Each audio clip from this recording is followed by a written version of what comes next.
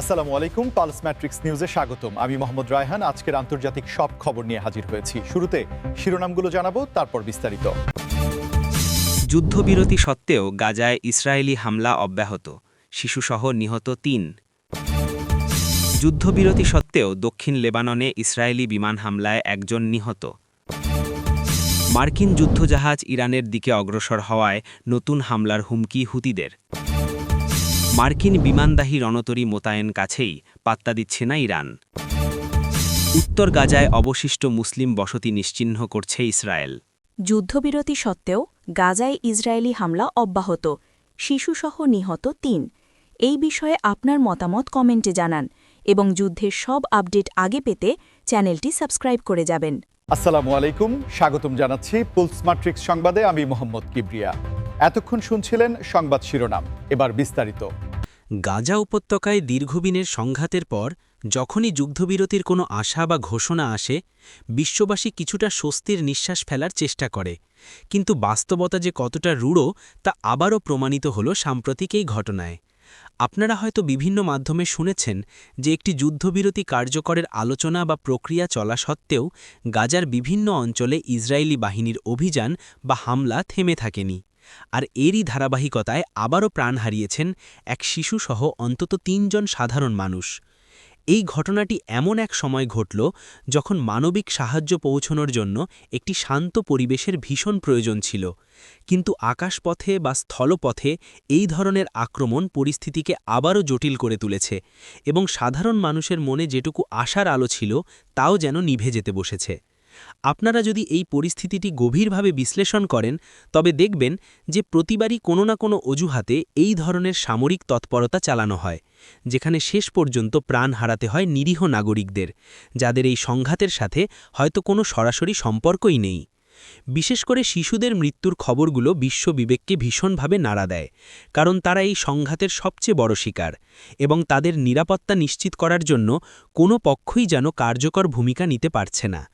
এই হামলার পর স্থানীয় বাসিন্দাদের মধ্যে তীব্র আতঙ্ক ছড়িয়ে পড়েছে এবং উদ্ধারকর্মীরা ধসে পড়া ঘরবাড়ির নিচ থেকে হতাহতদের উদ্ধারে প্রাণ চেষ্টা চালিয়ে যাচ্ছেন, যদিও সম্পদের অভাব এবং প্রতিনিয়ত হামলার আশঙ্কায় তাদের কাজ বাধাগ্রস্ত হচ্ছে। বন্ধুরা, এই যে বারবার শান্তি আলোচনা ভেস্তে যাওয়া বা সমঝোতার ভেতরেও হামলা অব্যাহত থাকা, এটি আসলে আন্তর্জাতিক আইনের কার্যকারিতা নিয়ে বড় ধরনের প্রশ্ন তুলে দেয়। আপনারা যারা নিয়মিত বিশ্ব সংবাদ অনুসরণ করেন তারা নিশ্চয়ই বুঝতে পারছেন যে এই অস্থিতিশীলতা কেবল ওই অঞ্চলের জন্য নয়, বরং পুরো বৈশ্বিক রাজনীতির জন্যই এক বড় চ্যালেঞ্জ হয়ে দাঁড়িয়েছে। আপনার মূল্যবান মতামত আমাদের কমেন্ট বক্সে জানাতে পারেন যে কেন আন্তর্জাতিক মহলের এত প্রচেষ্টার পরেও এই রক্তক্ষয়ী সংঘর্ষের কোনো স্থায়ী সমাধান আসছে না। এবং আপনাদের যদি আমাদের এই নিউজ আপডেটগুলো তথ্যবহুল মনে হয় তবে চ্যানেলটি সাবস্ক্রাইব করে এবং এই ভিডিওটি লাইক দিয়ে আমাদের সাথে যুক্ত থাকতে পারেন। এই ধরনের সংবেদনশীল মুহূর্তে বিশ্বের প্রতিটি মানুষের উচিত শান্তি ও সহাবস্থানের কথা বলা এবং সংঘাত বন্ধের জন্য জোরালো দাবি তোলা, যাতে করে অন্তত আগামী প্রজন্মের জন্য একটি নিরাপদ পৃথিবী রেখে যাওয়া সম্ভব হয়। দক্ষিণ লেবাননের সীমান্ত অঞ্চলগুলোতে সাম্প্রতিক সময়ে যে অস্থিরতা দেখা যাচ্ছে তা নিয়ে সারা বিশ্বেই এখন উদ্বেগের সৃষ্টি হয়েছে এবং বিশেষ করে ইসরায়েল ও হিজবুল্লার মধ্যে যে যুদ্ধবিরতির কথা শোনা যাচ্ছিল তার মধ্যেই নতুন করে বিমান হামলার খবর পরিস্থিতিকে আরও উত্তপ্ত করে তুলেছে। আপনারা জেনে অবাক হবেন যে যুদ্ধবিরতির আলোচনা যখন চূড়ান্ত পর্যায়ে থাকে ঠিক সেই মুহূর্তে ইসরায়েলি যুদ্ধবিমানগুলো দক্ষিণ লেবাননের বিভিন্ন লক্ষ্যবস্তুতে আঘাত হানে এবং এই হামলায় অন্তত একজন নিহত হওয়ার খবর নিশ্চিত করেছে স্থানীয় সূত্রগুলো। এই ধরনের ঘটনাগুলো মূলত এটিই প্রমাণ করে যে সীমান্তে শান্তি ফিরিয়ে আনা কতটা কঠিন এবং সামান্য একটি ভুল বোঝাবুঝি বা উস্কানি যে কোনো সময় বড় ধরনের পূর্ণমাত্রার যুদ্ধে রূপ নিতে পারে। দক্ষিণ লেবাননের সাধারণ মানুষ যারা দীর্ঘদিনের অশান্তির পর কিছুটা স্বাভাবিক জীবনে ফেরার স্বপ্ন দেখছিল, তাদের জন্য এই বিমান হামলা এক বিশাল ধাক্কা হিসেবে এসেছে, কারণ ঘরবাড়ি ছেড়ে পালিয়ে যাওয়ার আতঙ্ক আবারও তাদের তাড়া করছে। আপনারা যদি মানচিত্রের দিকে তাকান তবে দেখবেন যে এই সীমান্ত এলাকাটি কৌশলগতভাবে অত্যন্ত গুরুত্বপূর্ণ এবং এখানে সামান্য সামরিক নড়াচড়া প্রতিবেশী দেশগুলোর মধ্যেও উৎকণ্ঠা তৈরি করে, যার ফলে লেবানন সরকার এবং আন্তর্জাতিক মধ্যস্থতাকারীরা এই পরিস্থিতি শান্ত করার জন্য আপ্রাণ চেষ্টা চালিয়ে যাচ্ছে। তবে ইসরায়েলি ডিফেন্স ফোর্সের দাবি অনুযায়ী তারা নির্দিষ্ট কিছু লক্ষ্যবস্তুতে হামলা চালিয়েছে, যেগুলোকে তারা হুমকির কারণ মনে করছিল। যদিও সাধারণ নাগরিকদের জানমালের যে ক্ষতি হচ্ছে তা কোনোভাবেই এড়িয়ে যাওয়া সম্ভব নয়। বন্ধুরা, আপনারা কি মনে করেন যে এই ধরনের বিচ্ছিন্ন হামলাগুলো বড় কোনো যুদ্ধবিরতি চুক্তিতে পৌঁছানোর পথ কি আরও কঠিন করে তুলছে না? ভিডিওটি ভালো লাগলে শেয়ার করুন, যাতে আপনার বন্ধুরাও এই গুরুত্বপূর্ণ ভূরাজনৈতিক পরিস্থিতি সম্পর্কে জানতে পারে। লেবানন এবং ইসরায়েল সীমান্তের এই উত্তেজনা কমাতে হলে উভয় পক্ষকেই যেমন সংযম দেখাতে হবে, তেমনি আন্তর্জাতিক শক্তিগুলোকে আরও কার্যকর ভূমিকা পালন করতে হবে, যাতে সীমান্ত সংলগ্ন গ্রামগুলোর মানুষ নিরাপদে ঘুমাতে পারে এবং তাদের জীবন ও জীবিকা আবারও সচল হতে পারে। এই সংঘাত কেবল দুটি দেশের বিষয় নয়, বরং মধ্যপ্রাচ্যের সামগ্রিক স্থিতিশীলতার সাথে এর নিবিড় যোগসূত্র রয়েছে, এবং যে কোনো বড় ধরনের অঘটন পুরো অঞ্চলের অর্থনীতি ও নিরাপত্তাকে ঝুঁকির মুখে ফেলে দিতে পারে, যা আমাদের কারোরই কাম্য নয়। লোহিত সাগরে উত্তেজনার পারদ যেন প্রতিদিন বেড়েই চলেছে, এবং মার্কিন যুক্তরাষ্ট্রের রণতরী বা যুদ্ধজাহাজগুলো যখনই ইরানের দিকে অগ্রসর হওয়ার খবর পাওয়া যাচ্ছে, অমনি হুতি বিদ্রোহীরা নতুন করে হামলার হুমকি দিয়ে পরিস্থিতির আরও অবনতি ঘটাচ্ছে। আপনারা জানেন যে ইয়েমেনের এই সশস্ত্র গোষ্ঠীটি দীর্ঘ সময় ধরে লোহিত সাগরে ইসরায়েল সংশ্লিষ্ট বা পশ্চিমা শক্তির জাহাজে ড্রোন এবং ক্ষেপণাস্ত্র হামলা চালিয়ে আসছে, যার ফলে বিশ্ব বাণিজ্যের একটি গুরুত্বপূর্ণ রুট এখন প্রায় অচল বা বিপজ্জনক হয়ে পড়েছে। মার্কিন যুক্তরাষ্ট্র এবং তাদের মিত্ররা এই অঞ্চলটিকে সুরক্ষিত করতে এবং ইরানের ক্রমবর্ধমান প্রভাব প্রতিহত করতে যখনই কোনো বড় সামরিক বহর পাঠায়, হুতিরা তখন এটিকে তাদের সার্বভৌমত্বের উপর সরাসরি আঘাত হিসেবে দেখে এবং কঠোর প্রতিশোধের হুঙ্কার দেয়।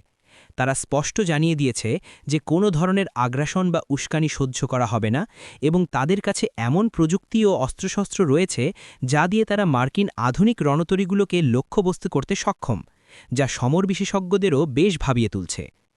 আপনারা যারা ভূরাজনীতি পছন্দ করেন তারা হয়তো লক্ষ্য করেছেন যে এই অঞ্চলে ইরানের ছায়া রয়েছে বলে ওয়াশিংটন দাবি করে আসছে, কিন্তু হুতিরা বলছে তারা তাদের নিজস্ব এজেন্ডা এবং ফিলিস্তিনের প্রতি সংহতি প্রকাশ করতেই এই প্রতিরোধ গড়ে তুলছে। এই যে সামরিক শক্তি প্রদর্শনের লড়াই, এর ফলে সবচেয়ে বেশি ক্ষতিগ্রস্ত হচ্ছে বিশ্ব অর্থনীতি, কারণ জাহাজগুলো এখন অনেক ঘুরে অন্য পথ দিয়ে চলাচল করছে, যার ফলে জ্বালানি এবং পণ্যের দাম অস্বাভাবিকভাবে বেড়ে যাওয়ার সম্ভাবনা তৈরি হচ্ছে। বন্ধুরা, আমরা যদি এই পরিস্থিতিটি গুরুত্বের সাথে না দেখি, তবে এর প্রভাব আমাদের দৈনন্দিন জীবনেও পড়তে পারে। তাই আপনারা কমেন্ট করে জানান যে এই উত্তেজনার নিরসন কি কেবল আলোচনার মাধ্যমে সম্ভব, নাকি এখানে কোনো বড় ধরনের সামরিক সংঘাত অনিবার্য হয়ে উঠছে। আপনারা যদি নিয়মিত এই ধরনের আপডেট পেতে চান, তবে আমাদের চ্যানেলের বেল আইকনটি প্রেস করে রাখতে পারেন, যাতে কোনো গুরুত্বপূর্ণ খবর মিস না হয়ে যায়। হুতিদের এই হুমকির পর লোহিত সাগরে টহলরত মার্কিন বাহিনীর সতর্কতা আরও বাড়িয়ে দেওয়া হয়েছে, এবং মধ্যপ্রাচ্যের এই নতুন সমীকরণ এখন আন্তর্জাতিক কূটনীতির প্রধান আলোচনার বিষয় হয়ে দাঁড়িয়েছে, যেখানে ইরান এবং যুক্তরাষ্ট্রের সরাসরি সংঘাতের সম্ভাবনা নিয়ে অনেকেই আশঙ্কা প্রকাশ করছেন। ইরানের সীমানার খুব কাছাকাছি যখন মার্কিন বিমানবাহী রণতরী মোতায়েনের খবর আসে, তখন সারা বিশ্বে এক ধরনের যুদ্ধকালীন সতর্কতা বা স্নায়ুচাপ তৈরি হওয়াটা স্বাভাবিক। কিন্তু ইরান সরকার এবং তাদের সামরিক কমান্ড যেভাবে বিষয়টিকে এড়িয়ে যাচ্ছে বা পাত্তা দিচ্ছে না, তা বেশ কৌতূহলজনক। আপনারা লক্ষ্য করে থাকবেন যে তেহরানের পক্ষ থেকে বারবার বলা হচ্ছে যে এই ধরনের বিদেশি সামরিক উপস্থিতি তাদের কাছে নতুন কিছু নয়, এবং তাদের প্রতিরক্ষা ব্যবস্থা যে কোনো পরিস্থিতি মোকাবিলা করতে সম্পূর্ণ প্রস্তুত ও সক্ষম। মার্কিন যুক্তরাষ্ট্র যখন আব্রাহাম লিঙ্কন বা এই জাতীয় বিশাল রণতরীগুলো মধ্যপ্রাচ্যে মোতায়েন করে, তখন তাদের মূল উদ্দেশ্য থাকে এক ধরনের মনস্তাত্ত্বিক চাপ সৃষ্টি করা এবং আঞ্চলিক মিত্রদের আশ্বস্ত করা যে তারা পরিস্থিতির ওপর নিয়ন্ত্রণ রাখছে। তবে ইরানের পক্ষ থেকে বলা হচ্ছে যে তাদের ড্রোন প্রযুক্তি এবং দীর্ঘ পাল্লার ক্ষেপণাস্ত্র ব্যবস্থার সামনে এই রণতরীগুলো আসলে সহজ লক্ষ্যবস্তু ছাড়া আর কিছুই নয়, এবং তারা তাদের জলসীমায় কোনো ধরনের অনুপ্রবেশ বরদাস্ত করবে না। এই যে দুই শক্তির মধ্যে পাল্টাপাল্টি হুঁশিয়ারি এবং শক্তির আস্ফালন, এটি আসলে পারস্য উপসাগর এবং ওমান উপসাগরে তেলের সরবরাহ ব্যবস্থাকে চরম ঝুঁকির মুখে ফেলে দিচ্ছে, যা বিশ্ববাজারের জন্য এক অশনি সংকেত। আপনারা যারা বিশ্ব সংবাদের বিশ্লেষক, তারা নিশ্চয়ই বোঝেন যে ইরান এখন আর আগের মতো দুর্বল শক্তি নয়, বরং তাদের নিজস্ব প্রতিরক্ষা শিল্প অনেক দূর এগিয়েছে, যার ফলে তারা পশ্চিমাদের সামরিক ভয়ভীতিকে খুব একটা গুরুত্ব দিতে চাইছে না। বন্ধুরা, এই যে ইরানের ডোন্ট কেয়ার মনোভাব, এটি কি কেবল আত্মবিশ্বাস নাকি এর পেছনে কোনো বড় ধরনের কৌশল লুকানো আছে তা নিয়ে আপনাদের মতামত আমাদের জানান এবং এই ভিডিওটি আপনার সোশ্যাল মিডিয়ায় শেয়ার করে অন্যদেরও আলোচনার সুযোগ করে দিন। ইরান আরও স্পষ্ট করেছে যে তারা নিজেরা কোনো যুদ্ধ শুরু করতে চায় না, কিন্তু আক্রান্ত হলে তাদের জবাব হবে অত্যন্ত বিধ্বংসী এবং এই বার্তাটি তারা কার্যকরভাবে সারা বিশ্বকে পৌঁছে দিতে পেরেছে। একদিকে মার্কিন আধুনিক প্রযুক্তির রণতরী আর অন্যদিকে ইরানের সমর কৌশল, এই দুয়ের মধ্যবর্তী অবস্থানে মধ্যপ্রাচ্যের শান্তি এখন ঝুলে আছে এক সুতোর ওপর, যার পরিণতি যে কোনো সময় বিশ্ব মানচিত্রের স্থিতিশীলতা বদলে দিতে পারে। উত্তর গাজার বর্তমান পরিস্থিতি সম্পর্কে যে খবরগুলো আমাদের কাছে আসছে তা সত্যিই অত্যন্ত হৃদয়বিদারক এবং উদ্বেগজনক, কারণ সেখানে অবশিষ্ট মুসলিম বসতিগুলো বা জনবসতি নিশ্চিহ্ন করার একটি পরিকল্পিত প্রচেষ্টা লক্ষ্য করা যাচ্ছে বলে বিভিন্ন আন্তর্জাতিক সংস্থা ও প্রত্যক্ষদর্শীরা দাবি করছেন। আপনারা শুনলে শিউরে উঠবেন যে দীর্ঘদিন ধরে অবরোধ এবং হামলার শিকার হওয়া এই এলাকার মানুষগুলো এখন তাদের শেষ আশ্রয়টুকুও হারাতে বসেছে, কারণ বুলডোজার এবং ভারী অস্ত্রশস্ত্র নিয়ে এলাকাগুলো গুড়িয়ে দেওয়া হচ্ছে। স্থানীয়রা বলছেন যে এটি কেবল সামরিক অভিযান নয়, বরং তাদের চিরতরে ওই ভূমি থেকে উচ্ছেদ করার একটি কৌশল, যেখানে শিক্ষা প্রতিষ্ঠান, ধর্মীয় উপাসনালয় এবং বসতবাড়িগুলো মাটির সাথে মিশিয়ে দেওয়া হচ্ছে, যাতে করে সেখানে আর কেউ ফিরে আসতে না পারে। উত্তর গাজার এই মানবিক বিপর্যয় এখন এমন এক পর্যায়ে পৌঁছেছে যেখানে খাবার নেই, পানি নেই এবং ন্যূনতম চিকিৎসার ব্যবস্থাটুকুও অবশিষ্ট নেই, অথচ প্রতিনিয়ত সেখানে বোমাবর্ষণ এবং ধ্বংসলীলা চালানো হচ্ছে। আপনারা যদি আন্তর্জাতিক সংবাদ সংস্থাগুলোর ফুটেজ দেখেন তবে দেখবেন যে কেবল ধ্বংসস্তূপ ছাড়া সেখানে আর কিছুই বাকি নেই এবং গুটিকতক মানুষ যারা সেখানে এখনও টিকে আছেন তারা খোলা আকাশের নিচে মানবেতর জীবনযাপন করছেন। এই যে একটি প্রাচীন জনপদকে পরিকল্পিতভাবে নিশ্চিহ্ন করে দেওয়া হচ্ছে, এটি আসলে ইতিহাসের এক কালো অধ্যায় হিসেবে চিহ্নিত হয়ে থাকবে এবং বিশ্ব সম্প্রদায়ের নীরবতা নিয়ে এখন কঠোর সমালোচনা হচ্ছে। বন্ধুরা, আপনারা কি মনে করেন যে কেন বিশ্ববিবেক এই ধ্বংসলীলার সামনে চুপ করে আছে এবং কেন কার্যকর কোনো পদক্ষেপ নেওয়া হচ্ছে না এই চরম অবিচার বন্ধে? আপনারা যারা আমাদের এই ভিডিওটি দেখছেন তারা অবশ্যই সাবস্ক্রাইব করে আমাদের সাথে থাকুন এবং কমেন্টে আপনার প্রতিবাদ বা সহমর্মিতা প্রকাশ করুন, কারণ জনমত গঠনই এই পরিস্থিতি বদলানোর প্রথম ধাপ হতে পারে। উত্তর গাজার এই পরিস্থিতি কেবল একটি নির্দিষ্ট ভূখণ্ডের লড়াই নয়, বরং এটি মানবতার অস্তিত্ব রক্ষার লড়াই, যেখানে সাধারণ মানুষের অধিকার বারবার পদদলিত হচ্ছে। যদি এখনই এই উচ্ছেদ প্রক্রিয়া বন্ধ না করা হয় তবে উত্তর গাজা হয়তো কেবল মানচিত্রেই থাকবে, কিন্তু সেখানে প্রাণের কোনো স্পন্দন খুঁজে পাওয়া যাবে না, যা বিশ্ব সভ্যতার জন্য এক বড় ব্যর্থতা হিসেবে প্রমাণিত হবে।